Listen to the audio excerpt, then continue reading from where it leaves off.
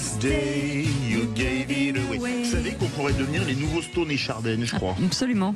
Et Vous n'avez pas l'air convaincu. Non, Stone. C'est le mot Stone, c'est bien ça qui me... Allez, soyez les bienvenus, c'est les vrais voix responsables spécial Noël. C'était l'occasion pour nous de revenir peut-être sur des événements marquants de cette année.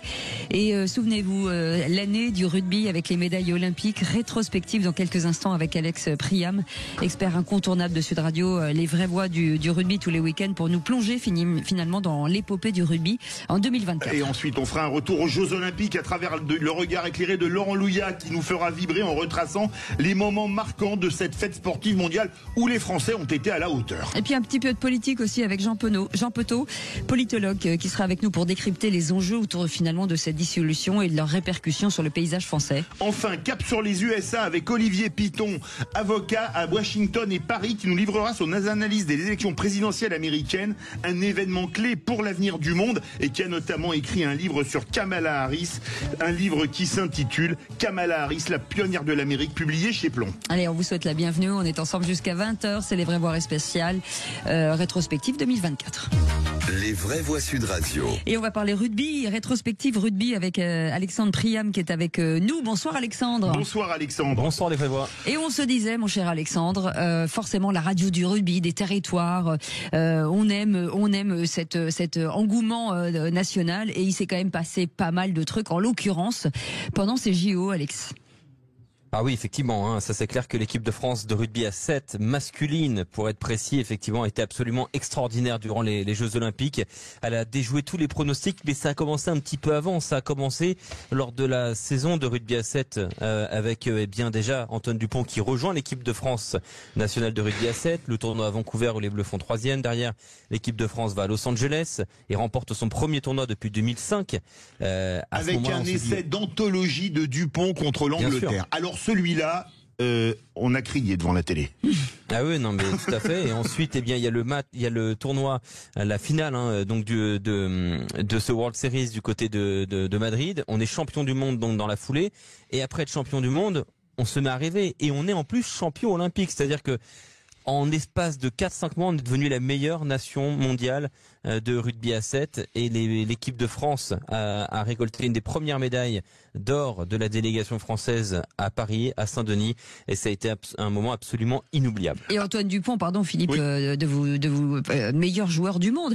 Qu'est-ce qu'il a, pour ceux qui ne connaissent pas bien le rugby, finalement, qu'est-ce qu'il a de plus que les autres? Parce que il est très souriant, il est très avenant, on sent que c'est quelqu'un de populaire dans l'âme, mais qu'est-ce qu'il a de plus que les autres? Il est originaire des Hautes-Pyrénées. Oui, c'est peut-être pour ça. Honnêtement, en fait, il a tout. Il a absolument tout. C'est-à-dire que c'est ce qui se rapproche le plus de la perfection en termes de joueur de rugby. Il sait absolument tout faire. Un joueur de rugby, quand il est à l'aise avec son pied droit, c'est déjà bien, ou son pied gauche, c'est déjà bien, mais lui il est à l'aise avec les deux pieds. C'est un bon plaqueur, c'est un gars qui va très vite, il est fort il a une magnifique passe, il comprend le jeu, il voit le jeu avant tout le monde, il est technique dans absolument tous les compartiments du jeu. C'est-à-dire qu'aujourd'hui Antoine Dupont, et il l'a prouvé en jouant au rugby à 7, il peut jouer largement à tous les postes. C'est-à-dire que c'est le meilleur demi-mêlée du monde depuis 5-6 ans, c'est très probablement le meilleur joueur de rugby au monde à 15, mais sur un poste qui est quand même défini, celui de demi-mêlée. Oui. Et en jouant au rugby à 7, il a complètement cassé ces codes-là, en étant en plus tout simplement le meilleur joueur de rugby au monde. C'est-à-dire qu'il est le meilleur dans tous les compartiments du jeu. Et il est polyvalent en plus. Mais il sait absolument tout faire. C'est juste une pépite, c'est juste inouï. C'est peut-être techniquement et dans l'aspect complet du joueur de rugby le meilleur joueur de l'histoire de ce sport. C'est le meilleur joueur de l'histoire. Et c'est français, monsieur. Je pense. Et oui, et c'est français. Et en dehors des terrains, il gère une communication de façon exceptionnelle. Il est pour le côtoyer de temps en temps, il est absolument très sympathique. Il est au fait de tous les grands enjeux sociétaux. Il soutient le combat pour l'homosexualité dans le sport et être ouvert à ces choses-là dans le sport, ce qui est dans le rugby une épreuve et un challenge. Et lui, il le porte. Je ne sais pas s'il a des défauts en fait, ce garçon. Alors, on va rester encore à une dernière question sur le rugby à 7. On va passer au 15. La victoire, elle était fabuleuse. Et je voudrais poser une question qui est, moi, il y a une image que j'oublierai jamais de ma vie. c'est Dupont pleurant dans les bras de sa mère après la défaite contre l'Afrique du Sud à la Coupe du Monde. Est-ce que le fait de battre l'Afrique du Sud en demi-finale à 7 et de gagner la médaille d'or contre les Fidji lors des Jeux Olympiques, ça a un peu, on va dire, allé cautériser cette douleur pour Dupont? Je sais pas si on peut remplacer une douleur par une victoire comme ça, notamment pour Antoine Dupont. Je vais te dire, tu vas dire que je suis encore marqué, mais moi les deux fois où je revois un joueur français qui pleure que j'oublierai jamais, c'est Dupont qui pleure dans les bras de sa mère en 2023 et Platini qui pleure dans le maillot de Rummenigge à Séville en 82. Tu vois, je m'en suis toujours parmi 40 ans après. Hein. Ah bah ça, on sait que 82 c'est une plaie ouverte pour toi. Hein. Ça, on est au courant. Séville 82. Voilà, si un jour vous voulez faire un cadeau à Philippe David, vous lui envoyez un t-shirt avec écrit Séville 82. Non, mais il veut me mettre en dépression.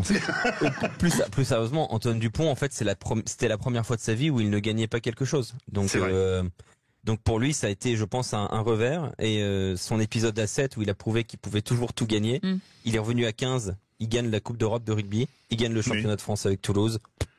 Alexandre Priam, Voilà. si vous deviez retenir aujourd'hui un match, quel qu'il soit, hein, quel que soit du top 14 ou finalement de Coupe d'Europe du monde aujourd'hui de l'année 2024, lequel a été pour vous le plus marquant finalement?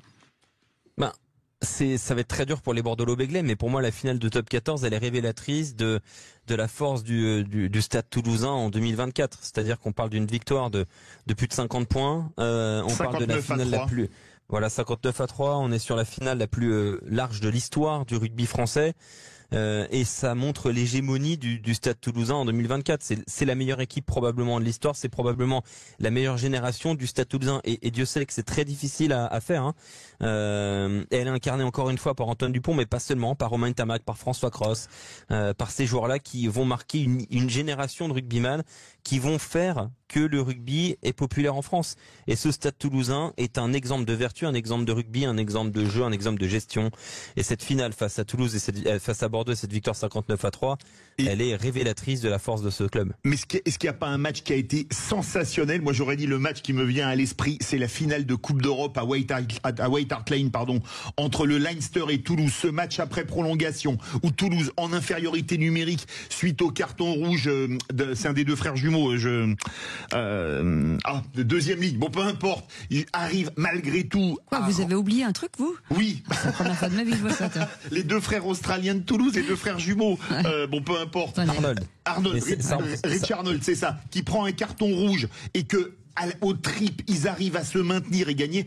Moi, j'avais plus d'ongles à la fin de la première prolongation et à la fin de la deuxième prolongation, j'étais dans un état second proche de l'Ohio. Est-ce que c'est pas le plus grand match de l'année? Alors peut-être, effectivement, Richard Arnold qui prend le carton rouge. Bon, t'es pas tout à fait à la page, mais Rory Arnold, il est parti du club il y a un petit moment maintenant. Mais effectivement, c'est un des deux jumeaux australiens. Ouais, et non, mais si, c'est vrai que c'est un moment très fort. Bah, surtout, en fait, ce qui était important aussi, c'est le travail de Thomas Ramos sur la prolongation où il enquille les points. 89e, 93e, 96e. Incroyable. Mais quel buteur extraordinaire, extraordinaire. Parce que je ne sais pas si vous avez comptabilisé finalement le nombre de fois où il l'a raté, mais c'est incroyable, c'est incroyable cette précision. 90% dans sa carrière. C'est le plus grand buteur de l'histoire du rugby français, parce qu'on se rappelle des très grands buteurs. On va reprendre Romeu, Canberra-Béraud, Wilkinson, qui est le plus grand de l'histoire. Mais je parlais pour les Français, pour l'équipe de France. Est-ce que c'est le plus grand buteur de l'histoire de l'équipe de France? Je pense, oui. Honnêtement, je pense, oui. Je pense que c'est le plus grand buteur et actuellement c'est le meilleur buteur du rugby mondial. Thomas Ramos, il n'y a pas trop de doute pour moi là-dessus. Il va marquer l'équipe de France de façon peut-être éternelle, effectivement, Thomas Ramos. Ma passion, Toulousain, joueur fabuleux. On est un peu plus. David, il pourrait peut-être s'y coller. Oui, un peu de travail. C'est pas un travail, c'est une montagne. Alex Priam, l'avenir, quand on a pratiquement tout gagné en France, l'équipe de France, 2025, on doit se remettre au travail. Qu'est-ce qu'on peut, quand on a gagné autant aux Jeux Olympiques, enfin sur différents terrains, qu'est-ce on peut se projeter vers quoi en fait, sur à part la continuité finalement? Je parlerais presque de rebond parce que c'est vrai qu'on a eu un été très difficile avec l'équipe de France de rugby à 15 et les histoires en Argentine, Oui. que ce soit avec l'affaire Oradou-Gégou et l'affaire Jaminet qu'il ne faut pas non plus oublier. Donc il y a une histoire de rebond sportif, on l'a vu là lors des tests de novembre face à la Nouvelle-Zélande. Voilà, on est, je pense, au rendez-vous. Il faut gagner le tournoi en 2025. L'Irlande n'est pas au top, même si attention, ça reste très fort. L'Angleterre reste sur une grande série de défaites. On va aller aussi en Angleterre. Absolument. Donc c'est un calendrier très difficile pour ce tournoi à destination 2025. Mais c'est le grand objectif de cette saison, c'est de remporter le tournoi très clairement. Et pour l'équipe de France de rugby à 7, c'est de montrer qu'on peut gagner sans Dupont. Et je pense personnellement que c'est tout à fait faisable. Et le Grand Chelem, possible ? Ah oui. De toute façon, gagner le tournoi, c'est le Grand Chelem pour Fabien Galtier. Il n'y a pas d'autre issue. Alors après, évidemment, ça veut dire qu'il faut les gagner en Angleterre et les gagner en Irlande. Extrêmement difficile. C'est le pire calendrier possible pour l'équipe de France. Mais si on le fait, c'est extraordinaire. On est cap. Merci beaucoup. Merci beaucoup Alex Priam. Pardon. Et je rappelle qu'on vous retrouve tous les week-ends, forcément. On se retrouve samedi. Oui. Il y aura Philippe Spanghero. Oui, bien sûr. Voilà, toute l'équipe qu'on adore. Buget, Julien Thomas. Moi, je vais travailler les pénalités. La Dream Team. Non, mais restez un peu avec moi, parce que de toute façon, ça ne servira à rien. Allez, dans un instant, les Jeux Olympiques. Laurent Luyas sera avec nous dans quelques instants pour nous raconter forcément tous ses coups de cœur, tous ces moments où il a vibré à l'intérieur, puisque lui, il était vraiment au centre de ces Jeux Olympiques qu'il a vécu, peut-être comme un professionnel, mais aussi certainement comme un petit garçon à regarder ces moments magnifiques. On revient dans un instant. À tout de suite. Sud Radio. Et on avait envie de vous faire, bien entendu, revivre des moments qui nous ont bluffés, qui nous ont émerveillés. On a ri, on a eu peur, et lui, c'est quand même une pierre angulaire des Jeux Olympiques. C'est Laurent Luyas qui est avec nous. Bonsoir Laurent. Bonsoir Laurent. Bonsoir Cécile, Philippe. Joyeux Noël à vous et à tous vos auditeurs déjà. Alors merci beaucoup, joyeux Noël aussi à vous. Laurent Luyas, c'est difficile quand on a été au cœur de l'action avec autant de disciplines différentes, autant de talents, autant de qu'elles soient françaises ou internationales, de résumer ça peut-être à un moment, parce qu'il y en a 1 milliard des moments, mais 1 milliard, on vous a vu même avec des larmes, on vous a vu heureux, voilà, je pense que vous avez croisé toutes les émotions possibles et imaginables pendant ces JO. Ah non, mais ça c'est sûr. En toute façon, on n'avait jamais vu ça, et je pense que de notre vivant, on revivra plus des Jeux Olympiques comme ça et Paralympiques. C'est difficile de se dire, par exemple, de retenir un moment. Ah non, c'est impossible.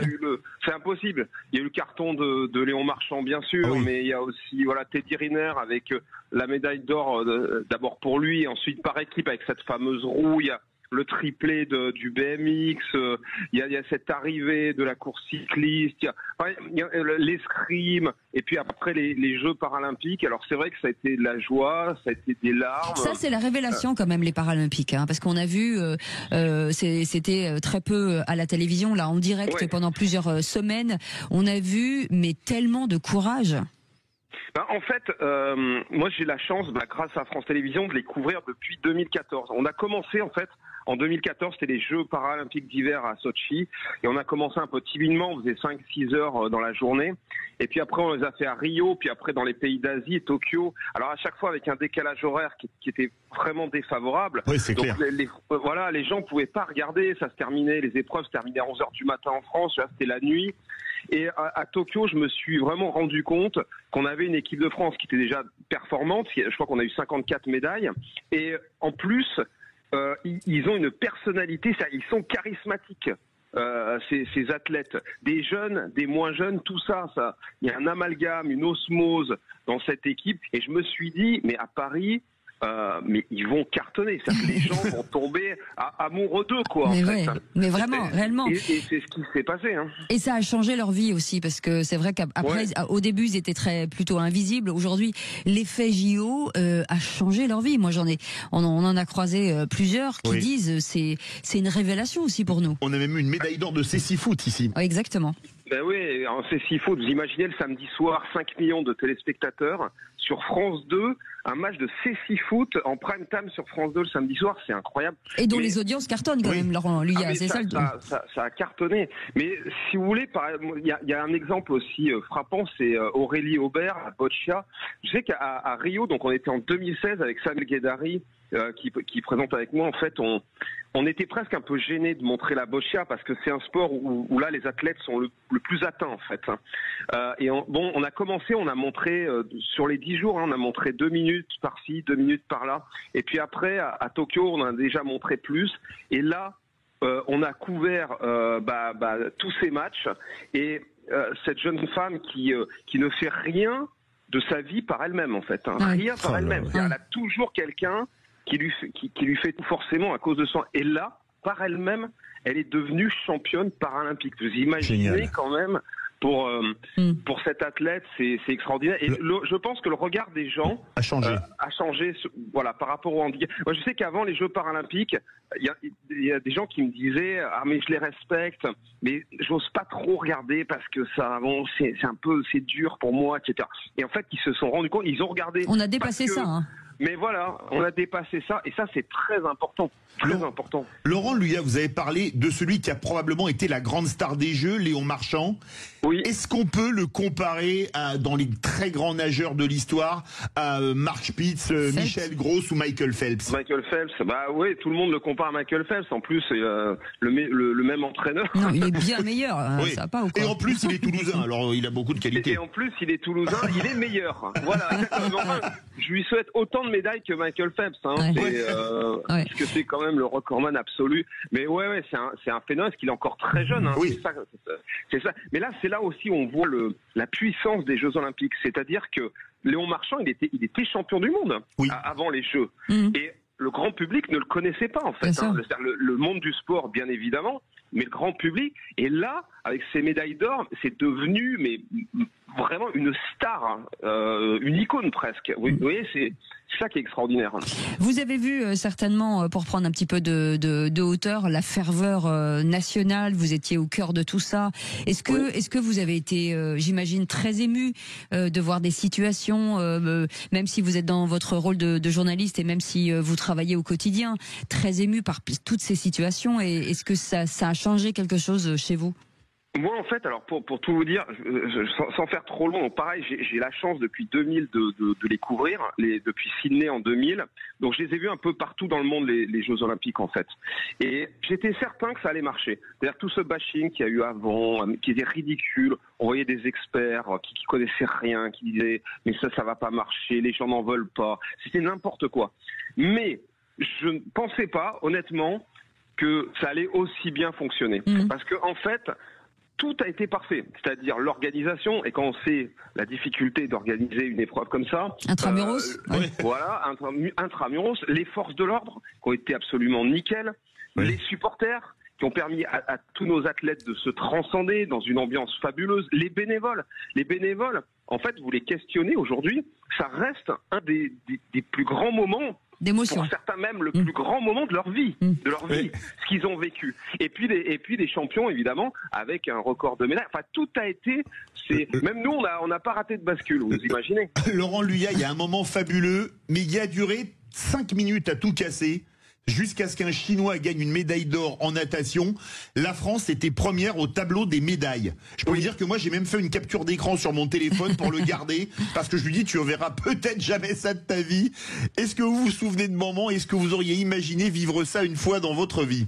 Ah non, mais c'est certain, Philippe, parce que même de vivre des journées avec 8 ou 9 médailles françaises dans la journée, ce que je disais en tout début, c'est-à-dire qu'on ne revivra plus jamais ça. C'est impossible en fait d'avoir autant de médailles. Je le souhaite, hein. mais plus si affinité, comme on dit pour les prochains.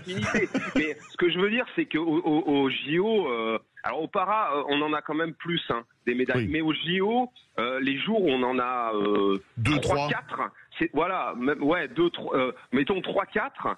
C'est des très grosses journées. Déjà, vous voyez. Et là, on est allé jusqu'à 8, voire 9. Non, je pensais pas. Et puis de voir la France en tête du tableau des médailles, c'est sûr que. Ah, ça, on l'avait jamais imaginé. Ouais. Bah oui, mais quand on sait que des épreuves comme le tennis de table ou l'escrime, des matchs se sont arrêtés parce que le public dans la salle regardait sur son portable la course de Léon Marchand. Et puis tout ça s'est fait sans aucune... personne s'est choqué de ça, dans une unité en fait totale. Mais ça, c'est des images qu'on n'a jamais vues. Jamais vu. Mais vous parlez d'unité, et c'est là qu'on se rend compte que finalement, sur un plan un peu plus politique peut-être, d'une union nationale derrière le sport en général ou les grands événements, on se rend compte que finalement on est à côté les uns des autres et finalement ça ne nous dérange plus du tout. Non, c'est sûr. Là, on a vu une France réconciliée en fait. C'est-à-dire qu'on a un pays qui est tellement fracturé. Enfin, vous le savez. On le commande tous les jours. Ouais, voilà. Là, ça a été. On a parlé de parenthèses enchantées. On a parlé de moments de grâce. Les gens en avaient besoin. C'est assez étonnant parce que c'est vrai que cette année, il y a eu ces jeux. Et puis la réouverture de Notre-Dame, qui ont été des moments un peu suspendus dans le temps, en fait. Et des événements mondiaux. Les prochains, des événements mondiaux, ouais. Les prochains JO en France, c'est dans pas longtemps. Alors c'est des JO d'hiver, c'est en 2030.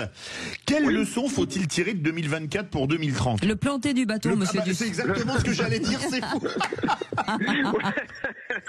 Mais, ça va être fabuleux aussi, parce que pareil, les Jeux d'hiver, on a un peu oublié, mais parce qu'on les dernières éditions, c'était en Asie, Pékin, Pyeongchang, donc décalage horaire, etc. Oui. Là, vous allez voir, on va bientôt dire l'année prochaine, donc dans 13 mois, il y a Milan, voilà. Oui. Donc là, en plus, ça va être Cortina d'Ampezzo, Bormio, etc. Enfin, c'est les Alpes, donc et je pense qu'on va vraiment cartonner. Ça va être, alors peut-être pas autant que les Jeux de Paris, mais ça va être fabuleux. Et donc en France, alors pour répondre à votre question, vous voulez dire que il faut tenir compte de l'héritage, quoi. Oui, c'est ça. C'est ça en fait.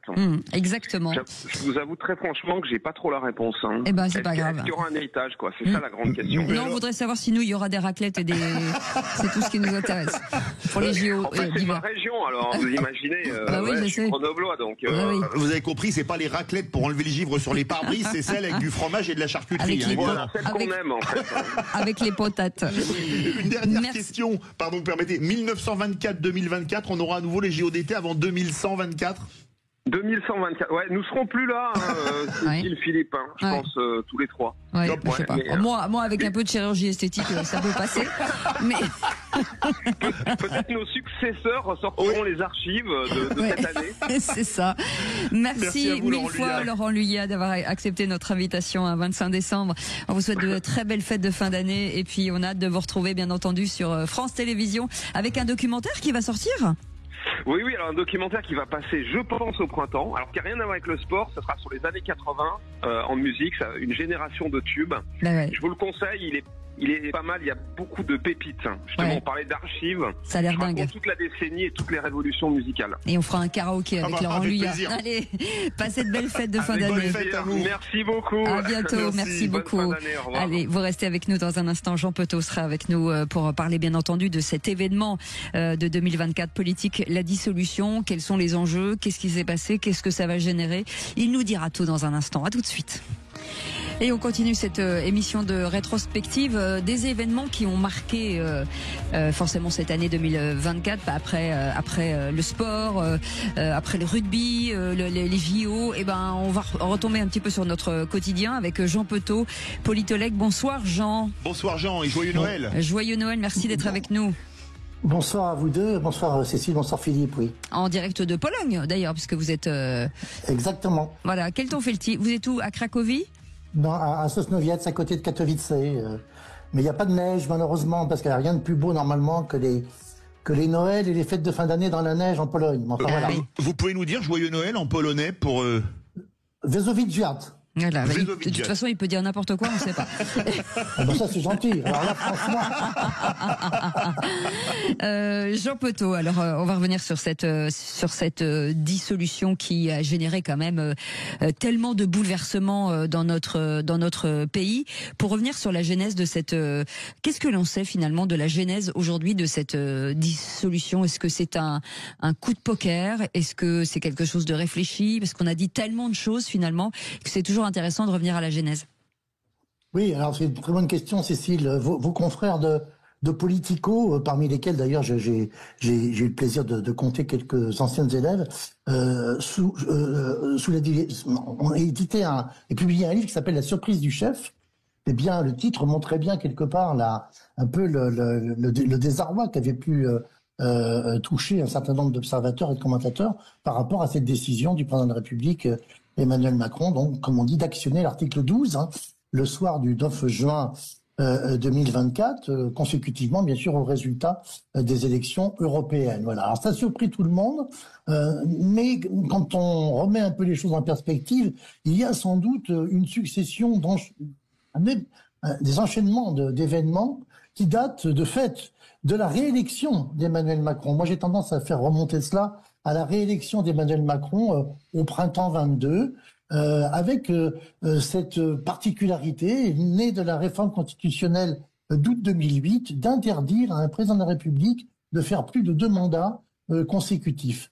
Eh bien, d'une certaine façon, avec l'application de ce dispositif, Emmanuel Macron, il suffisait de voir sa tête, j'allais dire, au soir de la réélection, pour un deuxième quinquennat. D'une certaine façon, Emmanuel Macron savait que sa vie politique se terminait au soir de sa réélection, et à partir de là, il fait pas campagne pour les législatives qui suivent. Il se retrouve avec une majorité relative qui est quand même très relative, beaucoup plus compliquée que celle qu'avait eu à gérer Michel Rocard en 88, et puis enchaînement encore, c'est un peu comme un accident d'avion, c'est une succession d'événements, et ce changement de Premier ministre qui n'était pas du tout nécessaire en remplaçant Elisabeth Borne par Gabriel Attal, le 7 janvier 24.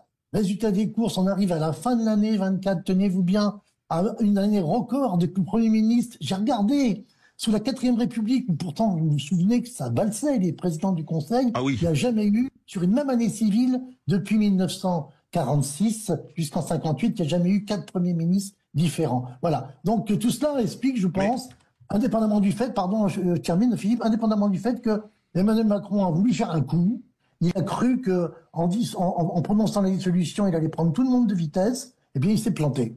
Alors, Jean Petot, comment expliquer justement cette dissolution alors que sa liste, menée par Valérie Hayé, avait rassemblé seulement 14,6% des suffrages? Est-ce qu'il a joué à la roulette russe, c'est 5 trous, une balle, ou à la roulette belge, c'est 5 balles, un trou? Je ne me prononcerai pas sur cette image qui a effectivement circulé. C'est une expression militaire. Oui, qui n'est pas très sympathique pour les amis belges. Mais ce qui est certain, et puis alors, pardon Cécile, non plus, mais ce qui est certain, c'est que très clairement, Emmanuel Macron est un joueur. Je crois qu'il faudrait presque revenir à la littérature et relire certaines nouvelles de Stefan Zweig. C'est un joueur. Il y avait une expression, y compris plutôt en 2016-2017, une expression de brokers, une expression de trader, qui dit « je prends mon risque », qui est d'ailleurs une traduction calquée de l'anglais qui n'a pas grand sens en français. Je prends mon risque. Ça fait un peu le joueur de poker, et il a pensé en particulier, retenez ceci, le 9 juin au soir, quand il prononce la dissolution, il n'y a véritablement pas de raison objective de le faire. Quand on regarde dans le passé les précédentes élections européennes au Parlement européen, donc au suffrage universel depuis 1979, donc c'est tous les 5 ans, eh bien vous remontez dans le temps et vous allez voir que par exemple en 2014, François Hollande, la liste socialiste, qui est la liste présidentielle, fait et prend une gifle aux élections européennes de 2014. Et François Hollande, simplement, ce qu'il fait, c'est qu'il change de Premier ministre. Il remplace Ayrault par Valls, qu'on voit revenir d'ailleurs aujourd'hui. Bon, et il ne prononce pas la dissolution de l'Assemblée nationale. C'était un risque qui était sans doute disproportionné. Macron a cru que la gauche ne se retrouverait pas dans une espèce de coalition un peu hétéroclite. Il pensait que la NUPES étant tellement fractionné qu'il n'y aurait pas de nouveau nouvelle alliance à gauche, et ça a été une erreur funeste. Mais si on va un peu dans les coulisses, est-ce que c'est finalement, est-ce qu'à effet rétroactif, finalement, on sait si c'est une décision collégiale, une décision unique? Est-ce que c'est vous parliez Philippe parlait de coup de poker tout à l'heure. Son but ultime, c'était quoi? Parce que après, ça a été une succession. Sur quoi il tablait réellement? Je pense que c'était comme on dit, de faire un coup politique, c'est-à-dire arguant du principe ou partant du principe que en politique, quand vous pratiquez ce qu'on appelle la blitzkrieg, c'est-à-dire l'offensive éclair, eh bien vous avez un coup d'avance sur vos concurrents ou sur vos adversaires, et que d'une certaine façon, là aussi, votre expression dont on dit qu'elle est prisée par le président Macron, vous êtes le maître du temps et le maître des horloges. Mon confrère Jean Garrigue, dans une tribune chez vos confrères du Monde, explique que d'une certaine manière, le président étant de plus en plus seul, eh bien, il concentre sur lui aussi les décisions, et si ces décisions sont des erreurs, eh bien, il se prend de plein fouet la responsabilité des erreurs. Mais vous avez parlé de blitzkrieg, une expression que connaît bien les stratèges militaires. Mais le lendemain de la dissolution, c'était les commémorations d'Oradour-sur-Glane. Dans l'avion du retour, il y avait notamment Karl Meeus, qui est directeur du service politique du Figaro. Et Macron disait devant les journalistes, mais j'ai dissous parce que je vais gagner les élections. Comment est-ce qu'on peut imaginer gagner une élection en ayant fait 14,6% des voix à la veille? Est-ce que Macron est déconnecté ou n'a plus la conscience de la réalité des chiffres? Parce que là, c'est mathématique. Ou l'auto-persuasion. Oui. Alors, c'est pas si mathématique que ça, Philippe. Pardon, parce que le mode de scrutin, uninominal, majoritaire à 2 tours, n'a rien à voir avec la proportionnelle. Fait qu'effectivement, les 14% ne veulent pas dire grand-chose. Alors, cela dit, s'il avait gagné, ça aurait sans doute effectivement posé un autre problème. C'est celui de la légitimité de cette majorité qui aurait pu être éventuellement plus grosse qu'elle ne l'est aujourd'hui, puisque de toute façon elle est minoritaire, la majorité. Mais puisque vous évoquiez cette cérémonie à Oradour-sur-Glane, regardons en quelques secondes le film, quelques minutes avant, j'allais dire, qu'ils reprennent l'avion avec Karl Meeus. Il rencontre son prédécesseur, François Hollande, et l'échange a été rendu public. Et ça, je trouve que ça dit bien les choses. François Hollande lui dit, c'était une erreur de dissoudre. Quand même pas rien. On pense ce qu'on veut de François Hollande. On savait pas encore qu'il allait se présenter en Corrèze, mais c'est quand même un prédécesseur, l'immédiat prédécesseur. Et il connaît son Macron. Il est bien placé pour le connaître. Et la réponse d'Emmanuel Macron est quand même tout à fait significative. Il lui dit, parce que les micros captent la réponse, c'est une bonne décision parce que c'est ma décision. Et ça, c'est quelque chose qui, évidemment, nous interroge. Mais c'est même assez vertigineux comme réponse, parce que ça consiste à dire que, effectivement, il y a une sorte d'infaillibilité présidentielle, comme il y a eu au 19e siècle, cette invention de l'infaillibilité papale, au moment où il fallait compenser la disparition des États du Vatican par le pouvoir spirituel. Voilà.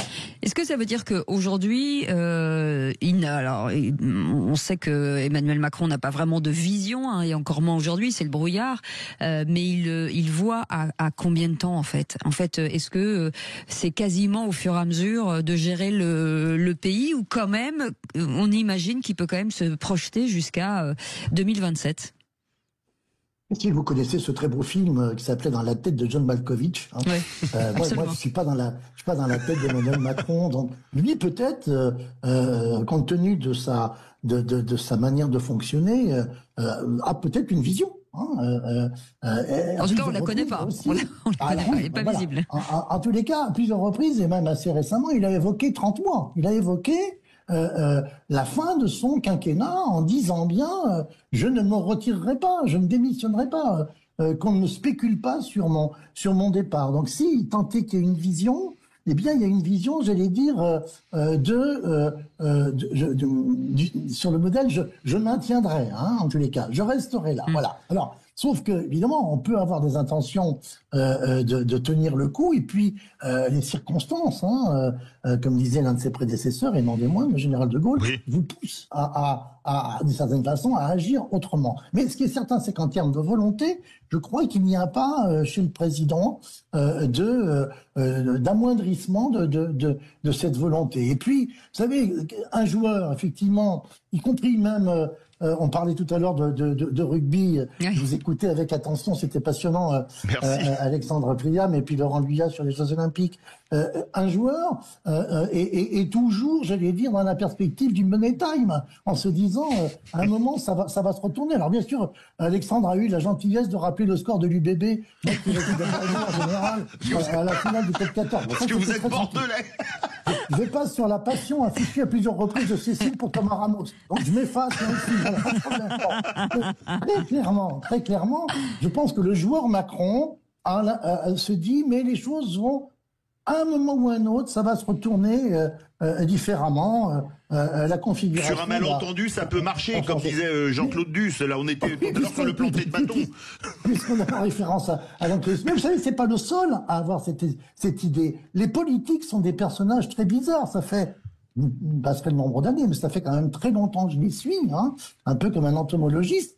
Tous se disent, mais un jour, ça va fonctionner pour moi. Et regardez Bayrou, il attend plus de 30 ans, et il se retrouve, même plus de 40 ans, il se retrouve à Matignon. Alors, on ne sait pas pour combien de temps.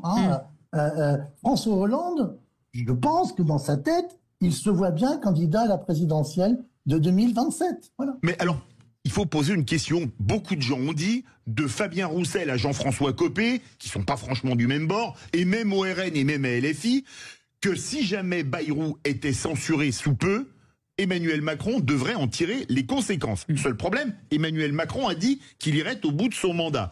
Est-ce qu'en cas de censure rapide du gouvernement Bayrou, la première motion de censure, c'est le 16 janvier, c'est-à-dire dans une vingtaine de jours, 23 jours, est-ce que là, on sera vraiment dans une crise de régime et que Emmanuel Macron sera obligé de démissionner?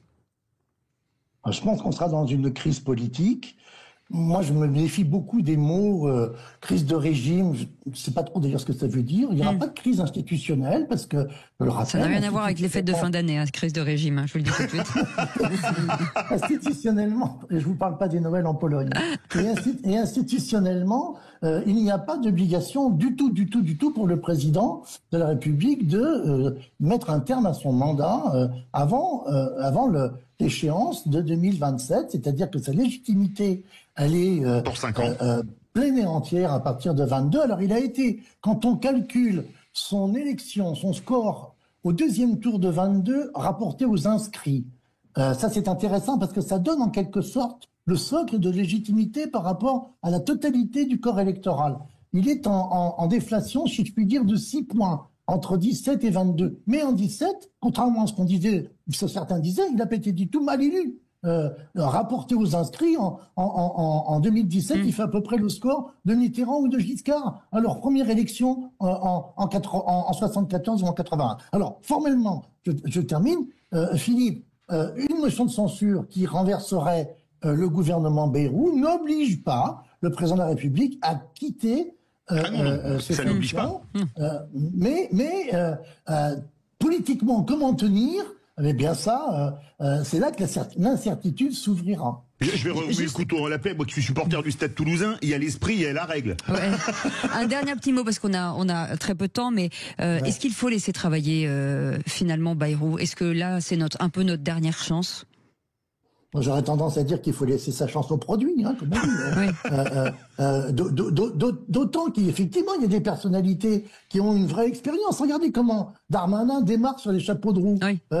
Il est en train d'essayer de doubler Retailleau dans la posture du plus sécuritaire que moi tu meurs. Donc là, il va y avoir un certain nombre d'actions qui vont être vite menées et peut-être que cette incertitude et l'urgence peut amener les décideurs et peut-être aussi d'ailleurs les parlementaires à considérer que l'expérience Bayrou peut durer autrement que, comme l'a dit Philippe, à peine un mois si la censure était votée à la suite du discours de politique générale le 14 janvier.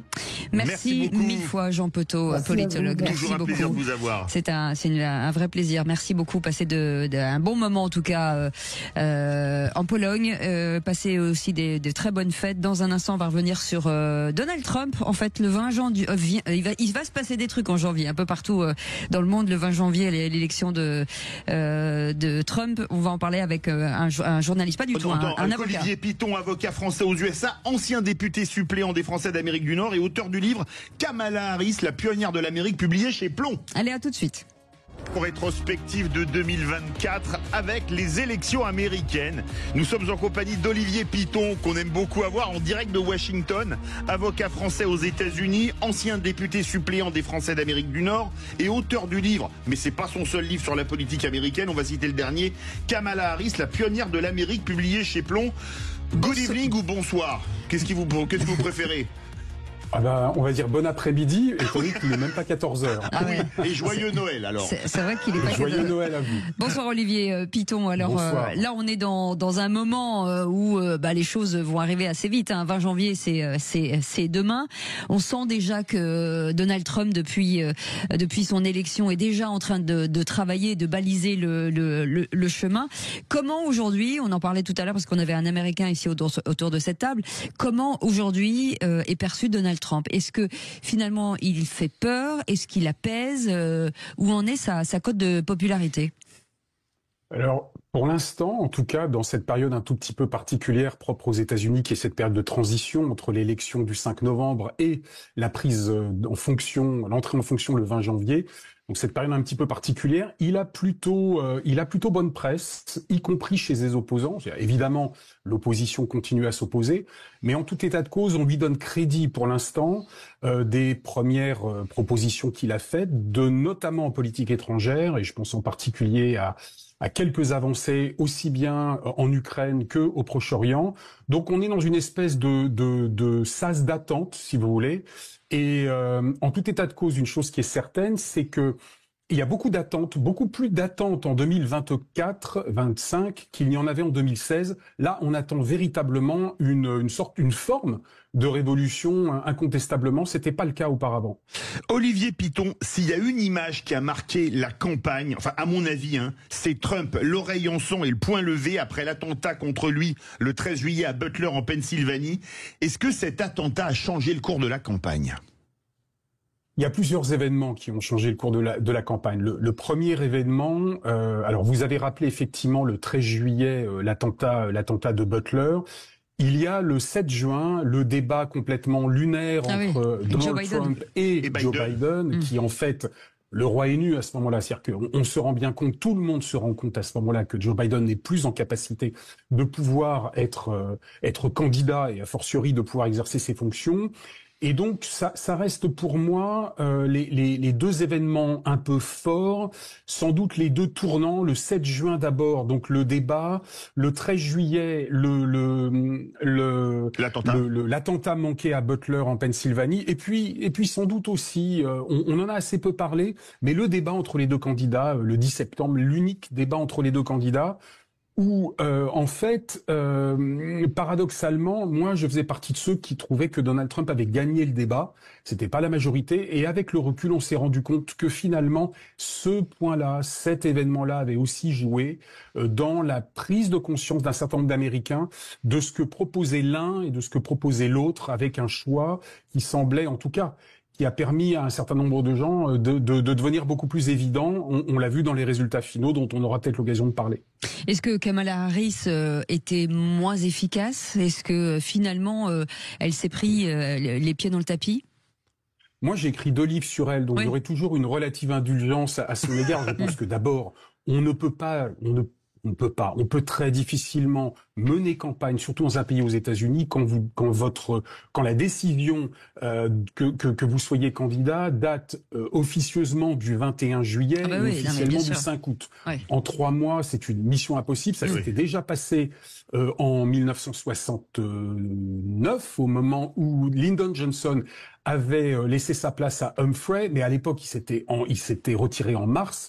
Là, Joe Biden se retire en juillet et Humphrey, ça s'était mal passé déjà puisque Richard Nixon l'avait emporté. Donc c'est extrêmement difficile. Deuxièmement, il faudra sans doute un peu creuser le logiciel des démocrates qui a visiblement grippé. On parlera sans doute du vote majoritairement, en tout cas pas majoritairement chez les hommes, oui, mais en tout cas extrêmement fortement imprégné vers la droite des latinos, y compris chez les hommes afro-américains. Il y a sans doute une partie du logiciel des démocrates qui a bugué à ce moment-là. Et je pense qu'elle n'avait pas les capacités, en dépit de ses qualités, qu'elle avait ou qu'elle n'avait pas selon la vision des choses, de pouvoir réellement remporter cette élection. Le temps lui manquait et surtout, le logiciel n'était plus adapté. Olivier Piton, vous avez parlé du Parti démocrate. Est-ce qu'il doit faire un Great Reset, pour utiliser un terme américain, notamment sur le wokisme? Oui, ou si on parle italien d'aggiornamento, absolument. Oui. Je pense que c'est absolument... Là, on est passé à Little Italy, à New York. Voilà, exactement. Sur Little Italy, non, c'est une évidence. C'est-à-dire que, en fait, depuis une quinzaine d'années, un peu à l'image de ce que Terra Nova a proposé en France, on a eu une volonté de la part du Parti démocrate de systématiquement cibler, segmenter l'électorat, avec une phrase ou une promesse pour chacune des catégories segmentées. Et on s'est rendu compte qu'en fait, ça ne fonctionnait pas. Ça n'avait pas déjà fonctionné sous la candidature d'Hillary Clinton. Joe Biden avait été plus habile en 2020, mais les circonstances avec le Covid étaient particulières.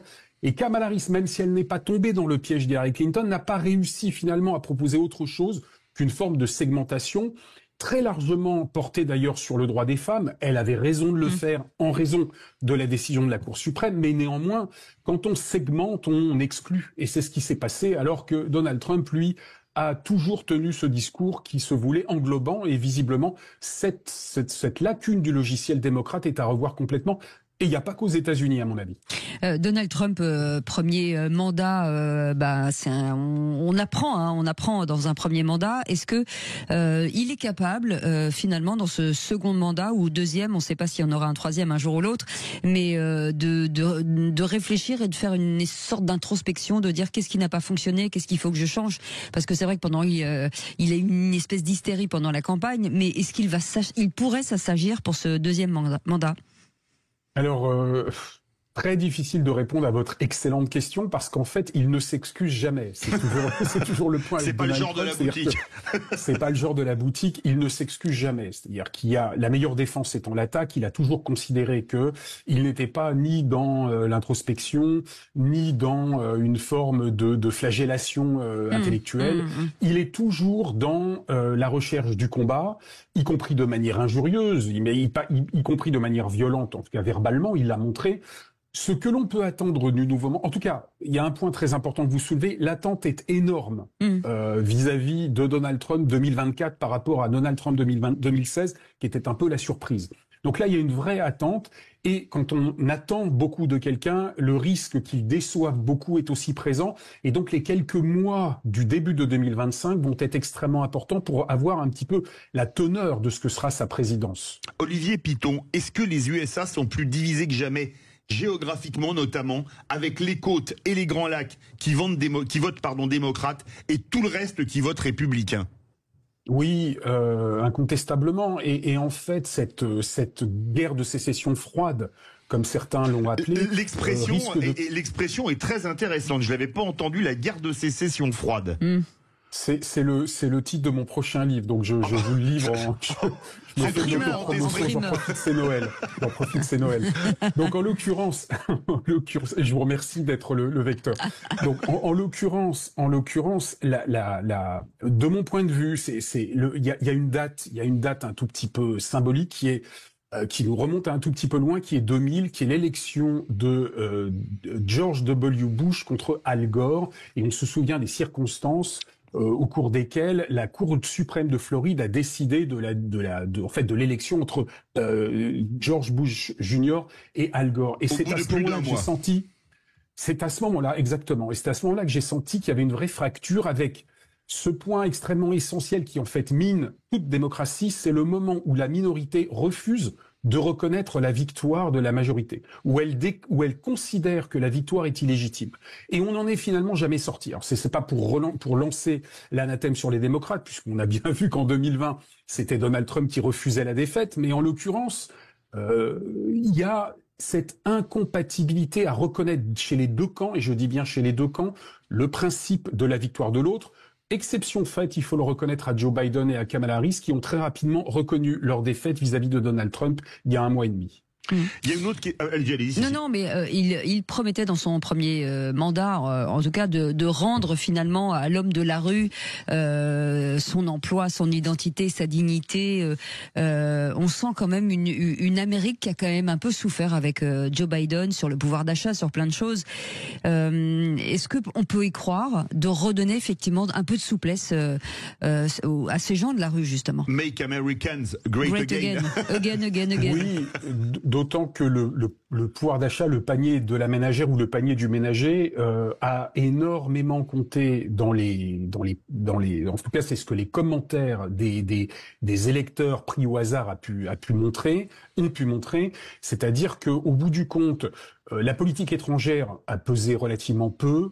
Il y a 2 éléments qui, à mon avis, ont énormément joué. Le premier, c'est que dans le narratif de l'un et de l'autre, les gens avaient de plus en plus de mal, c'est ce qu'on disait tout à l'heure, à se reconnaître dans ce logiciel démocrate qui consiste à segmenter les catégories de population et à répondre ou à sembler répondre à chacune des composantes. Et le deuxième point, c'est ce que vous avez dit. Effectivement, vous avez tout à fait raison. C'est-à-dire que le pouvoir d'achat a énormément compté dans la prise de décision. Et c'est marrant parce qu'on a eu une campagne à miroir, c'est-à-dire que à la défense des femmes de Kamala Harris, et je caricature à peine, à la défense des femmes, des droits des femmes de Kamala Harris a répondu le droit des hommes à être des hommes, à lutter contre le wokisme et le transgenrisme de Donald Trump. Et ne retournons pas en arrière, mais allons vers l'avant de Kamala Harris, qui est assez anxiogène. Il y avait le bon vieux temps, le retour du bon vieux temps de Donald Trump, où effectivement, les gens disaient qu'il vivait mieux sous Donald Trump, économiquement, que sous Joe Biden. Merci beaucoup. Merci beaucoup, Olivier Piton, avocat français aux USA, ancien député suppléant des Français d'Amérique du Nord, auteur de ce livre, Kamala Harris, la pionnière de l'Amérique, publié chez Plomb, et à suivre, la guerre de sécession froide. On en parlera sur Sud Radio. Froide, mais la nouvelle guerre de sécession, oui. Voilà, nouvelle guerre de sécession. Ce sera rapidement, et j'espère que vous viendrez nous en parler. Merry Christmas, j'ai envie de dire. Merry Christmas. Voilà. Et